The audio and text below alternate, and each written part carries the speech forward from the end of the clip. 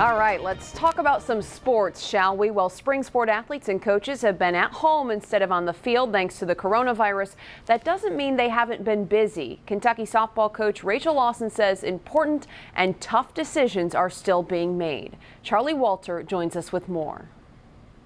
Yeah, Kylan, the first big decision made last week when senior pitcher Autumn Humes announced she will take advantage of that extra year of eligibility, giving the Wildcats a clear-cut veteran leader next season. Coach Lawson said she does not know whether Alex Martins and Bailey Vick will return next season, and they are in a tough, unprecedented spot for any athlete. So what happens always is you have your senior year, you play a softball game, you lose, you wake up the next morning and boof, you're a normal person. And that transition happens to everybody, and as much as you say you're prepared for it, you never really are.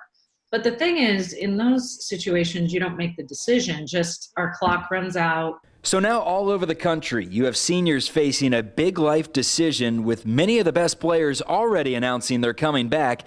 But for the few that are still deciding, it's a tough decision that will unfortunately have to be made.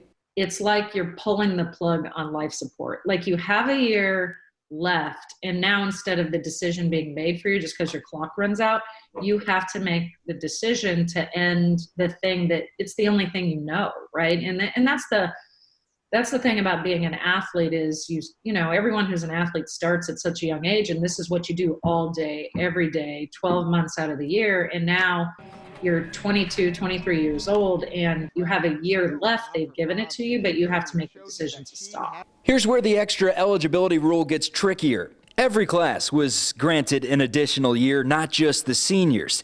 This then affects the incoming 2020 class in terms of playing time, assuming many of the seniors take the PT away from the freshmen.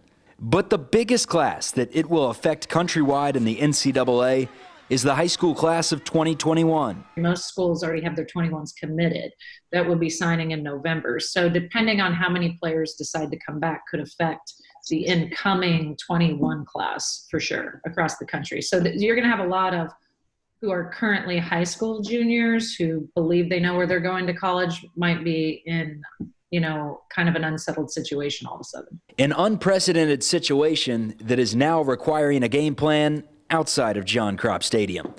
Charlie Walter, LAX 18 News.